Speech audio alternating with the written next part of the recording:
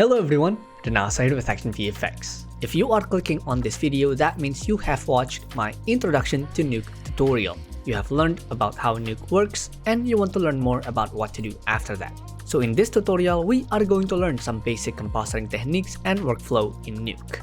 We will learn how to use the merge node, how to do motion tracking, and even do a very simple luminance keying and color correction, all through this very simple sky replacement shot.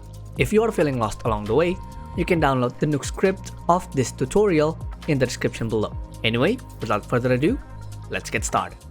Okay, so here is the script of the original comp for this shot.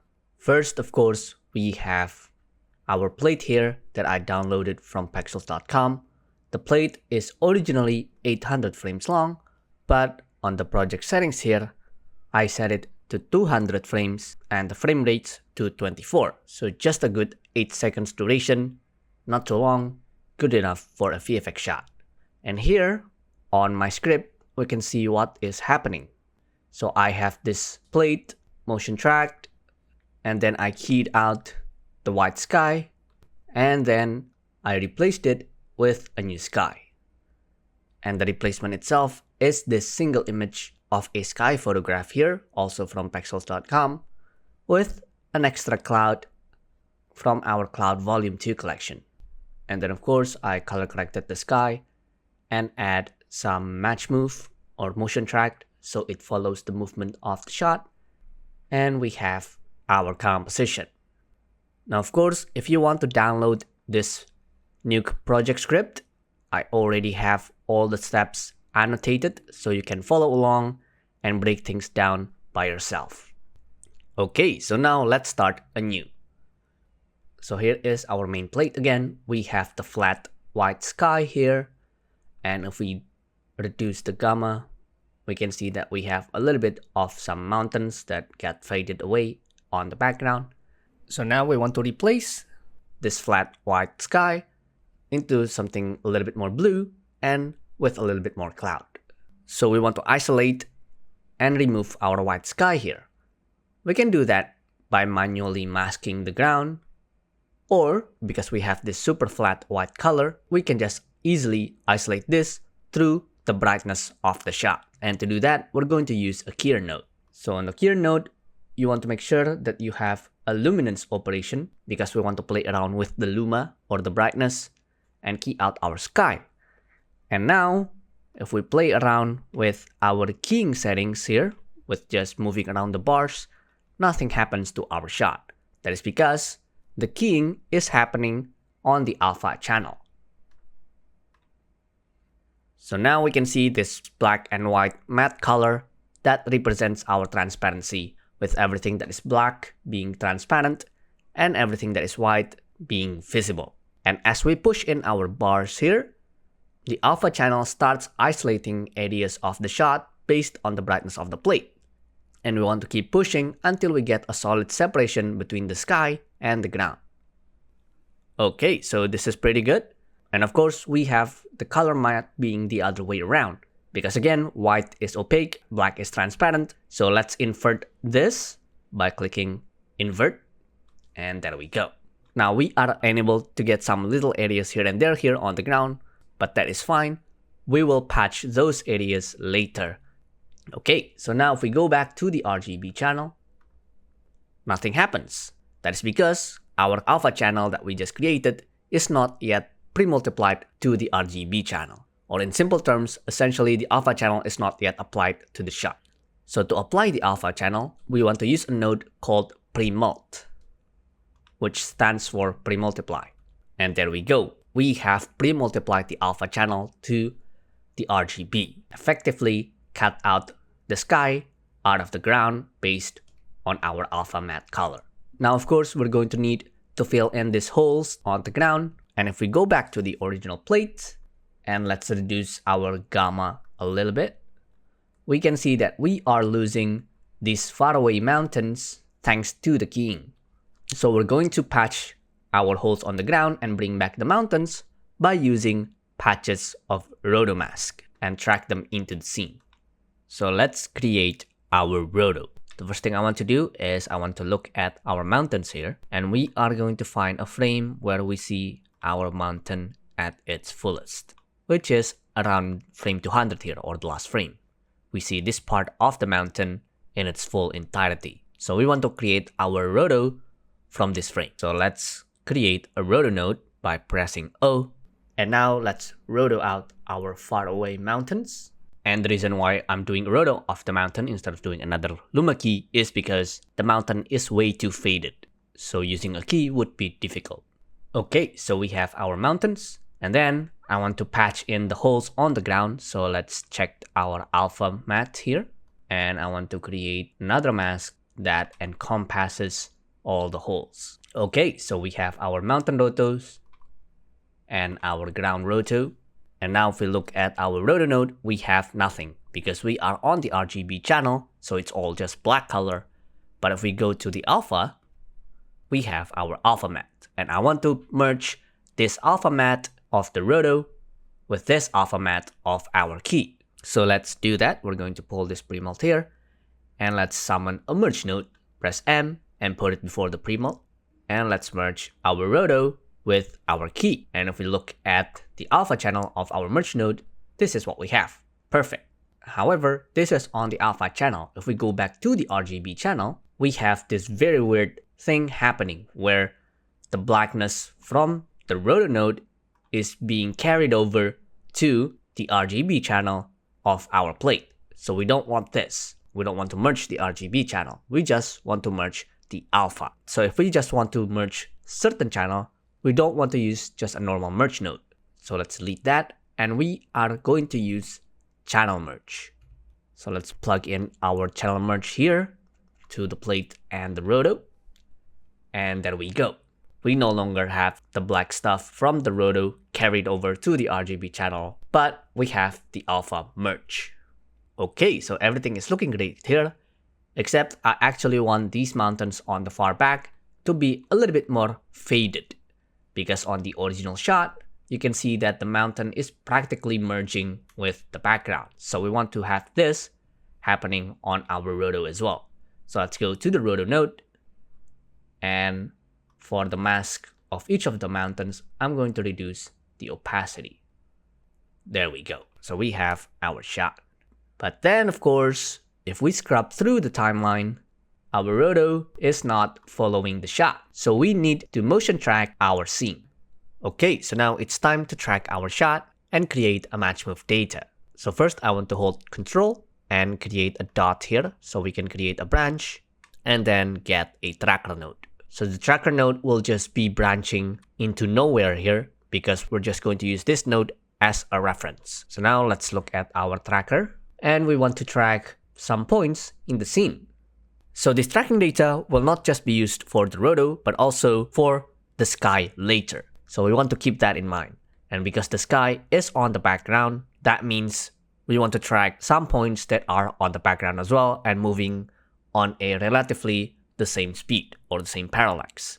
So if you already have some stuff on the sky, like maybe it's a little bit of cloud, you could track those, but we don't have that here.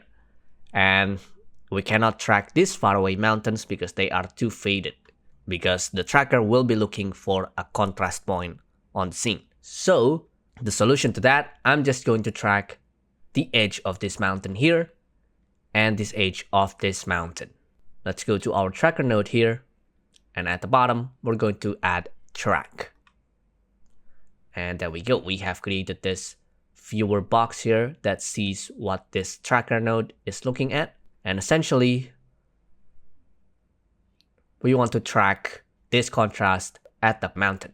And then I want to reduce the scale of the search box here so we get a bit more tighter and accurate track on this point. And then we want to begin tracking. So to track, you want to use the arrows at the top here. Okay, great. So we have successfully tracked that point of the mountain. Now, we currently have the position data of the scene, which is not good enough. We want to have both the position and the rotation. And to solve a rotation track, we are going to need more than one point. So let's create another one. And for the other one, I want to track the edge of this mountain on the other side of the shot. So let's track this. Okay. So now that we have these 2 points on the opposite sides of the shot, the idea is we are going to use the difference or the median point of these 2 trackers to generate a rotation data. But before we go to that, we're going to go to the transform tab here on the tracker node, and we want to set a reference frame. So the reference frame is the initial frame where the tracking would start. Basically, you want to set this to the frame where we do our VFX, which in this case, we just did our roto on the frame 200. So we want to start the tracker on frame 200. So let's set this to 200. And then let's go back to the tracker tab, and we want to check in the transform and rotation boxes. And then we want to go to export and create a transform matchmove node. So there are 2 types of transform matchmove export that you can choose. One is the transform matchmove, and the other is transform matchmove baked. So if we go with transform matchmove and create, we would generate this transform node with our matchmove data that is directly connected to the tracker node. So that means if we delete this tracker node or make changes of the trackers on the tracker node, the data that is inside of this transform matchmove would automatically change as well because it is connected live to the tracker node. Whereas if we go with transform matchmove baked, we would create an independent transform matchmove node that has its tracking data baked into itself. So it is not connected to the tracker node. So if we delete this node, this transform matchmove would still have the tracker data. There are no difference between the transform matchmove or the transform matchmove baked. They would both create the same result. This is just a workflow preference. So here I'm just going to use the original transform matchmove. We have the green line here indicating its connection, just so we have a good visual guide of what's happening. And then we want to slide this in after our roto. So now our roto is being match moved before it is merged into the plate. So now if we look at our final comp here, we have our roto now following the shot. Perfect. So now let's wrap this up by smoothing out the edges of our mountains here by adding an edge blur node. Boom. And let's reduce this to just 2 pixels. Okay, so now we have this really cool looking desert with a dark sky, which of course we want to replace with our replacement sky. If you're enjoying this tutorial so far, don't forget to hit the subscribe button and like this video because your support means a lot to us and we want to keep making cool tutorials like this one. And now let's go back to the video. Okay, so we want to add our new sky to the plate here. So the first thing I want to do is I want to reformat our sky because our sky here is currently too big for the resolution of our project. So let's get reformat, and there we go. And then I want to merge this onto our plate. So press N, and I want to select the B input to the plate and the A to the sky. And if we look at our composition, this is what we have. So what's happening here, because the sky is on the A input and the merge operation is over, we have the sky over the B or the plate. So there are 2 ways to fix this. First is to just swap the input of the A and B, Shift X, and there we go. We have our shot. However, I do not like this method. When creating a node tree, you want the script to be as consistent and clear as possible. And a tip on how to do that is to have a consistent B spine. So you want to have a singular core tree line that is the base of your composition, and all the other elements are just adding to it. Like on my original script here, I have made it clear that I have one singular spine that tells me the main character of this composition, which is the plate. And the roto and the sky are just the VFX that I added after.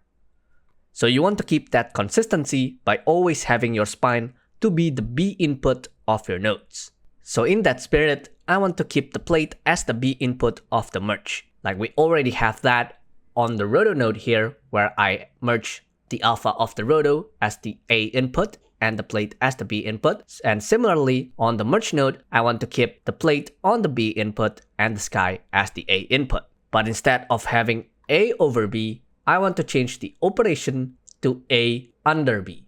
And there we go. So now we have the sky on the back while still having the A and B input unchanged. Okay, so now if we play our shot, this is what we have. We can see that the sky is not tracked to the shot, so we want to fix that. Let's create another transform match move, and then we want to input it to our sky. There we go. So now the sky is following the shot, but then of course, we have a little bit of some areas here that is not covered by our sky element. So we want to fix that by creating another transform node, and we want to input it before the tracker and after the reformat. And then basically we just want to reposition it and maybe scale it up a little bit. Perfect. So now I want to clean up the script here just a little bit.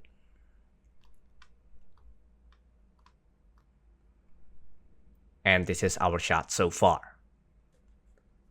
Okay, so now I'm going to add a cloud element just to add a little bit more spice into the sky. So here I have this cloud from our Clouds Volume 2 collection. When you open the cloud in Nuke, it would have this white background, even though we already have the alpha matte on the alpha channel. So this is just like our plate earlier with the key. So let's get our pre-mold node again, and there we go. And then we want to merge this on top of our sky. So let's press M to get another merge node and put the cloud over our sky. And there we go. And then let's pre-position this. I want to get another transform node. So now if we look at our composition, this is what we have. So next, we are going to do some color correction on the cloud to match with the sky. And then after that, we want to color correct the entire sky to match with the plate. So first, let's get a grade node. When you play around with colors on your elements that has transparency, just like our cloud here, you want to create your color correction and your color manipulation before the pre-multiplication happens. So you want to put your grade before the pre-molds. This is because you want to have your color being affected before it is being cut out by the transparency, by the alpha. So now let's look here, and we want to start color correcting using our grade. Now I'm not going to go into full detail on color correcting workflow. That can be its own tutorial, but I'm going to give you just a brief view of what I did for this shot. So one tip when doing color correction is you want to play around with the gamma and the gain of your viewer, because you want to make sure that the colors of the different elements are consistent on different exposure. So when you do some color grading at the end of the shot, the color will not break. So for example, I want to reduce our gamma here so we can see how our cloud here is a little bit too dark and too gray compared to the clouds in the scene. So to lift up the black area of the cloud or the black levels, you want to go to lift. So let's increase the lift, and then I want to reduce the highlight levels of the shot. Let's go to the gain and let's reduce it. And then I want to increase the gamma just a little bit. And let's reduce the gain again. Okay, so now I'm just going to just dial down maybe just a little bit here on the left. Okay, so next we want to deal with the coloring. So what we want to do is to shuffle around the red, green, blue channel by pressing RGB and try to match the black and white color on each of this channel as much as possible. So first, I want to go to the blue channel, so press B, and then we want to match essentially the contrast of our cloud here to the sky. So let's click on this color wheel icon, and now our lever here has been broken up into the individual red, green, blue channel. So now we can play around with the blue just a little bit, and then want to do the same thing again with the other areas like the gain. So our blue channel here is matching quite nicely. So let's go to the green channel and play around with the green. And then go to the red channel and play with the red. So here we can see that our red color is too bright. Okay. So now if we go back to RGB, our cloud now is blending a little bit better to the sky. Of course, our blue here is a little bit too much, so I want to keep playing around with the individual RGB channel here to match the color. Okay, so we are getting there. The next thing I want to do is I want to desaturate it a little bit. So let's pull this down and get saturation. And we don't want to do it too much. Okay, perfect. All right, so now we have our cloud. Of course, you can just still play around with this, but for now, it's actually looking pretty good. Next, I want to add essentially an overall grade to the sky to match it better with the plate, because here our sky is too saturated, too blue compared to the brown color of the actual environment. So again, I want to keep my gamma here down, because if we go back to the original gamma, our shot is too washed out, and this is not a good way to do color matching. So let's reduce this back again. Okay, so here we can see that the sky is a bit too dark, like it's a bit too striking compared to the scene. So we want to remove that dark contrastness of the sky. So let's increase the lift to increase our black level.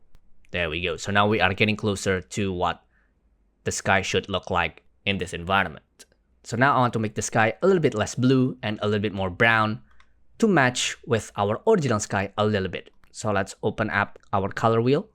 And what I can do is to move our color hue closer to red, because I want to make it more brown like the ground. And there we go. So now I'm just going to play around with the RGB channel here. And then I want to increase the gamma just a little bit. Okay, so let's toggle back our viewer gamma to look at our original shot, and this is what we have. So now we are getting to where we want. Next, I want to desaturate it a little bit, just like before. So let's turn this back in and reduce desaturation. There we go. So now we have a little bit more brown, a bit more murkier sky. So now let's toggle back our gamma. And then the next thing I want to do is I want to add some blur into the sky, because they are far away, so they should be a bit blurry. And I want to put it after the color grading. And let's blur it maybe just at 2 pixels. Okay.